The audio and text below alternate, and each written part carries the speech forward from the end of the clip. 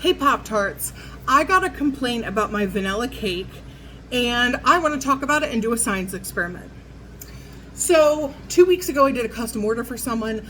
The next day she had messaged me, she said the buttercream was great, they looked perfect, exactly how she wanted. The chocolate ones were good, but she thought the vanilla ones seemed kind of dense.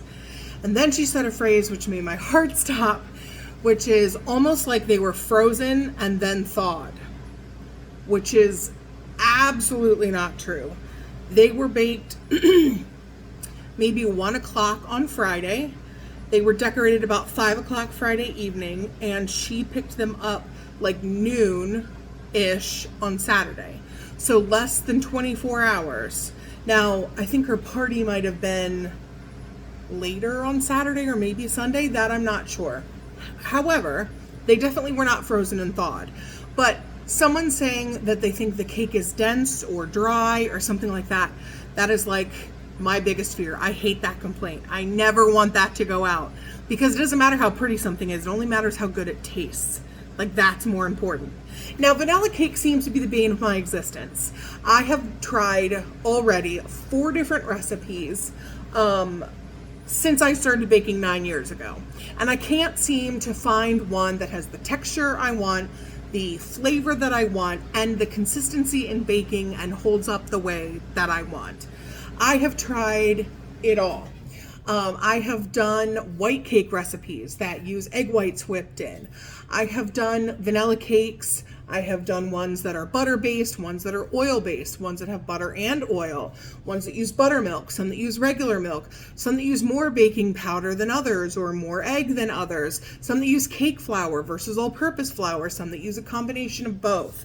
I've adjusted bake times and everything, and I just can't seem to get one that I'm consistently happy with. Now, the one that I'm using now has been the best I've used so far, and I've been using it for 14 months. And this is the first complaint I think I've gotten about this one in maybe a year. If not, the whole time I've been using it. But that doesn't mean that it's not valid. And so I always want to put my best foot forward and do whatever I can do to make it better. So I went on search and I found 2 more recipes that I want to try, but we're going to science experiment this, okay? So my cupcakes are kept in a refrigerated case, the ones that I sell, like that aren't custom order, that I just sell out of the case. And I know, before we get trigger happy on the keyboard, with people who are so tempted to say, just get a case and put them on the counter, don't refrigerate them then. That just isn't going to work for me right now, for my business, for the layout, for the way that I operate things. Plus, I make lots of cakes that are custom with fruit fillings and things that need to be refrigerated, and I want to make sure that the cake that pairs with that filling tastes good. Now, I always recommend someone let it sit for like an hour before they slice it, but it will have already been refrigerated and then comes to room temperature. I still want the cake to be delicious. I don't want it to be dry, right? That's why we put simple syrup on the layers, things like that. That's really important. So I'm on the hunt. I found 2 recipes that we're going to try, but here's how the science experiment is going to work. I have some cupcakes baked here, and I am going to ice them and put them in the case, just like normal. Then this recipe says that this vanilla cake stays moist for 4 days when kept in a container. I'm not going to bake them and let them sit for 4 days, but we're going to amend that and we're going to bake some. I baked some and we're going to let them sit for 2 days and see how they are. So this cupcake is going to sit in this container at room temperature until Friday at 3 p.m. because today is Wednesday at 3 p.m. And then we're going to cut it open and see what the texture's like, how it feels, how it tastes, all the things. I have an identical cupcake in an identical container that is right now in the fridge that will stay there until Friday at 3 p.m. And then we will see what it's like after 2 days that it has been in the fridge. Now, of course we want to know what it's like when they're freshly baked.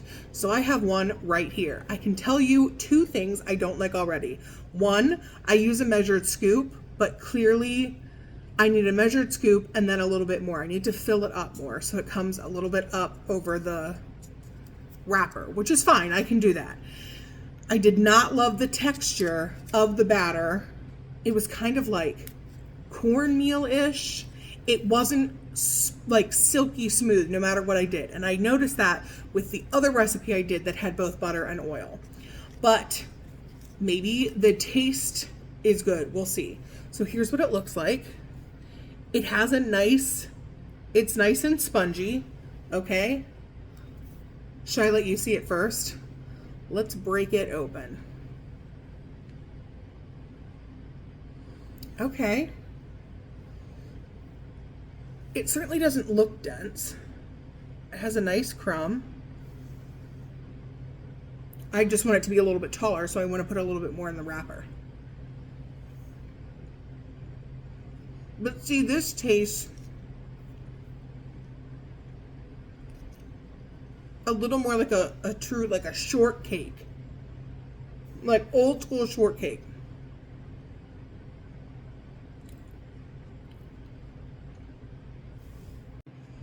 I would say though, the flavor of, we're going to call this recipe 5, is better than the recipe I'm using now, which is recipe 4. It's definitely not dense. It's just different. But this flavor is definitely better than what I'm using now. So we're going to see how it holds up to the rest of the tests. I'm going to let my customers know I'm trying a new recipe and see if I can get their feedback on it and how they feel about it.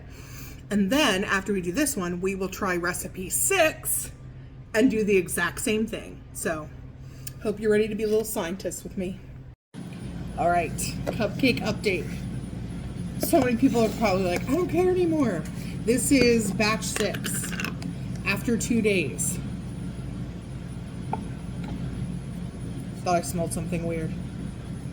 Yeah, I don't like this. I don't like that it peels, like it doesn't peel off the paper nice. Like that alone is going to be enough for me to not use it. Texture, this is the one that was at room temp. See, it just looks kind of bready.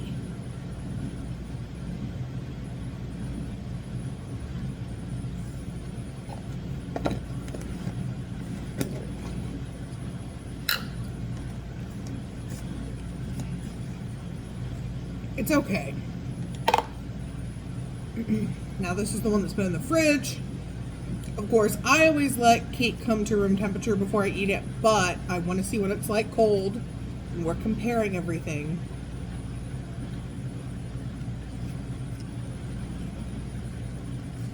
It's a pain to peel off the wrapper.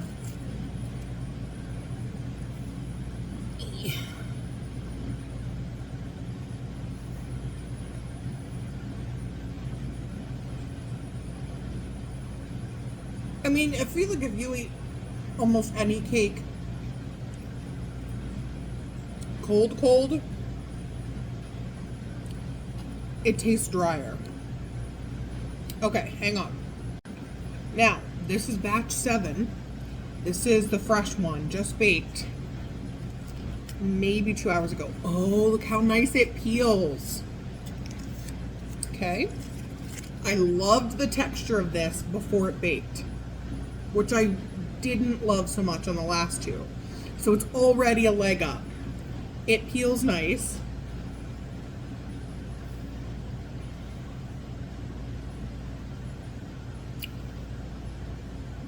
Oh boy.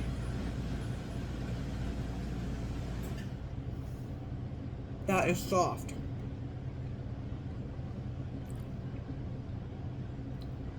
It's good. I could use more vanilla.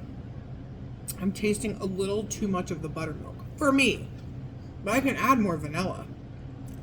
Oh, that's nice. Texture wise, now I used that to make my strawberry as well. Wanted to see how it did with another flavor. Peels easy. Now, obviously, the crumb's going to be different on this one because it has fresh strawberries in it.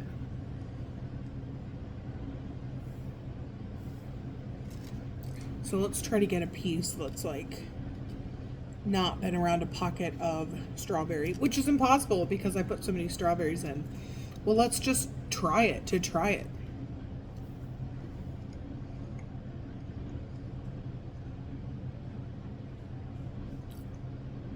Okay. Oh, number 7 may check all the boxes. It's soft. If I put a more vanilla extract in it, the top is a little bit firm, but it's not sticky, but it's not hard. That is the buttermilk in it. Yeah, it's fluffy. It's just so fluffy. All right, 7 may be the winner. I'll see you in another 2 days and we'll find out. Okay, so it's obviously been a few days. I also forgot to film me trying the last recipe, recipe 7, after the 2-day mark. But that's the one. I've already made it twice since. I even left one in a container at room temperature for 4 days. It still had an amazing texture and taste. That's the one. Recipe 7. That's what we've landed on. That's what we're gonna work with. I'll of course tweak things a little bit along the way. It does use buttermilk. It uses butter. It uses a little bit of baking soda, which is not a surprise because it uses buttermilk. And then majority is baking powder. I don't like any cake cold, but I like that one the best cold. It has wonderful flavor, like freshly baked. It's wonderful. So that's the winner. And that's why going to a small business may cost more, but that's why it's worth it. No grocery store is going to do that for you. They can't. They don't make anything there. No big box store is going to go through the effort that a small business is going to go through because they want to put out a good product. And this goes for all kinds of small businesses. So maybe when you're looking at the prices and you're thinking, it's a bit more than I wanted to spend, or, oh, I kind of wish it was cheaper. I get that. We hear you, but this is the kind of stuff that goes on behind the scenes. And so it might cost a little bit more, but it's a way better product.